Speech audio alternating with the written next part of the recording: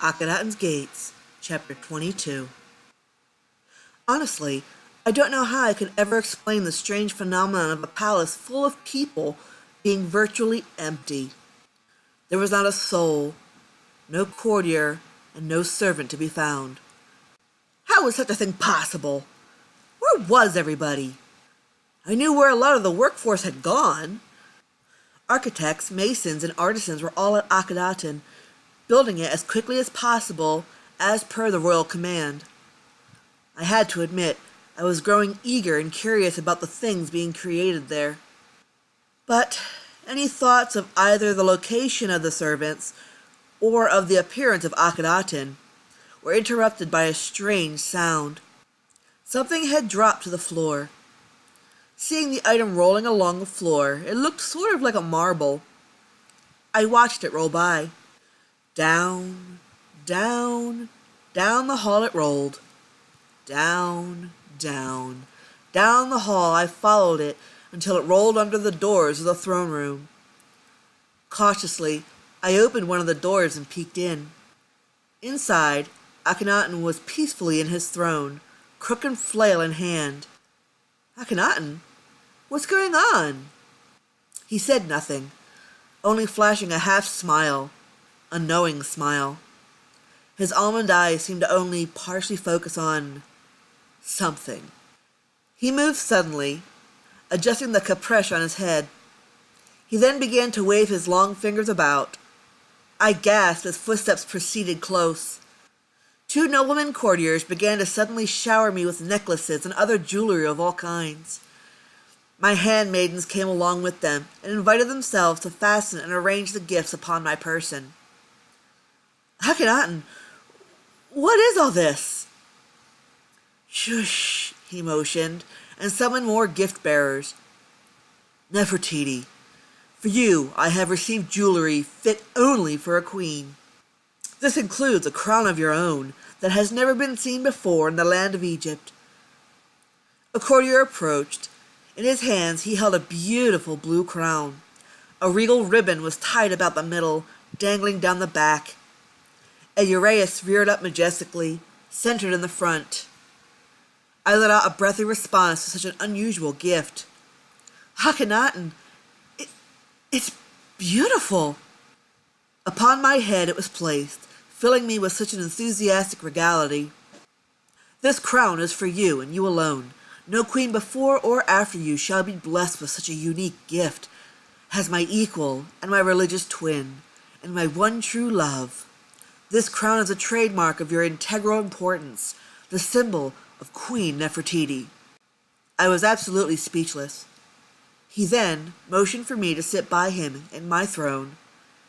Courtiers and servants began to sing my praises, turning my face a bright, bashful pink.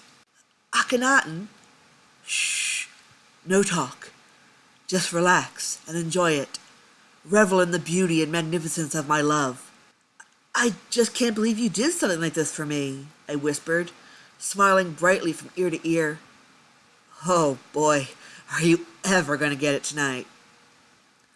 Of course, that resulted in me immediately receiving 100% of his attention. He gave me an eager and sly smile, shifting in his throne as he leaned close to me to whisper back, I hope so, Nefertiti. Oh, how I ever hope so. We fell back onto his bed, him pinning me down as he insisted passionate, desperate, and frantic kisses upon me. It had taken a bit of work to get Akhetaten and Akhetaten to sleep with the tension rising between us. It was a relief to no longer have to contain ourselves. By the feel of him, I don't think he could have waited much longer.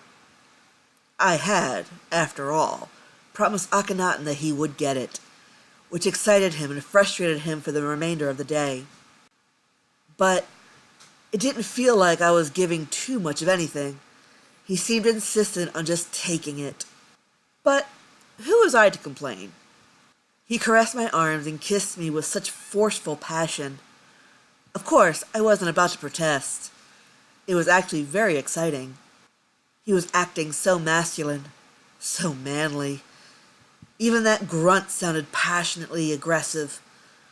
I don't think we had ever made love so wildly. But when one goes wild, one pays a price. As we rolled over one another, changing superiority simultaneously, the bed linens began to tangle about us.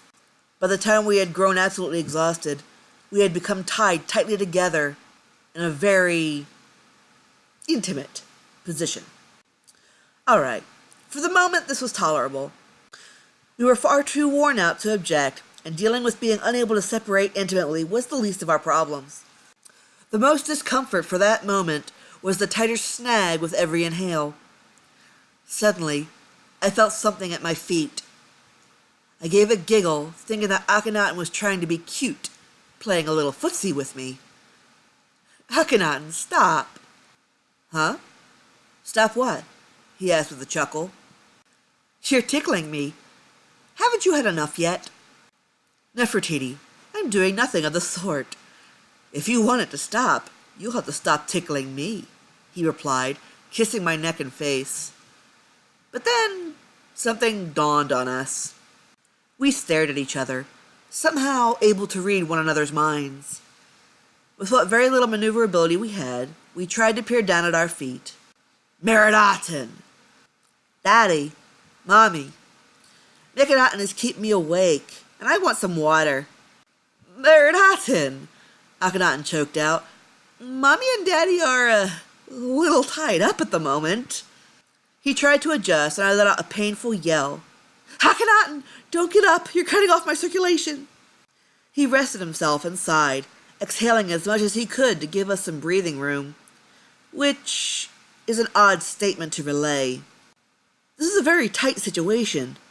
I don't think we can maneuver our way to freedom. I'm not even sure how we got these knots tied in the first place. I'll tell you how, I remarked. Getting them untied is another story. We don't have that sort of dexterity. Were you two playing? Akhetaten asked. I don't know this game. Can I play? This is a grown-up game that you will not play until you're 30, he stated sternly. He let out a whine. Nefertiti. Oh, no. Please don't say what I think you're going to say, Akhetaten, I whimpered. I'm afraid I'm going to have to. Can you get us out? I sure can't. No, I whined. He panted from a cross of exhaustion and strangulation. Akhetaten, would you do Daddy a really big favor? I want some water. Yes, you'll get your water, but you need to go and fetch Tepi. We need him urgently. I sighed impatiently. Akhetaten, when Tepi frees us, I'm going to kill you. I have never been so embarrassed in my entire life. The first humility was that Akhetaten took forever. Apparently, she had woken Tepi and taken care of her needs first, nearly forgetting about us and mentioning it later. We felt like we wanted to just crawl under a rock and hide for weeks. It was not bad enough that my husband and I became entangled in our bedsheets during wild and crazy sex. It was not bad enough that our eldest daughter walked in on the matter. It was not bad enough that Tepi had to come in, albeit late, to untie us. But T and I followed in curiosity, as well as concerned guards and servants. Needless to say, they told everybody. Everywhere we went, we got one smart joke after another. Tie the knot, did you? Oh, no, wait, it gets better. Heard you two were caught in a terrible bind. How'd you manage to squeeze that into your tight schedule? Horrible. Absolutely horrible. But let's face it, when you least expect it, shit happens.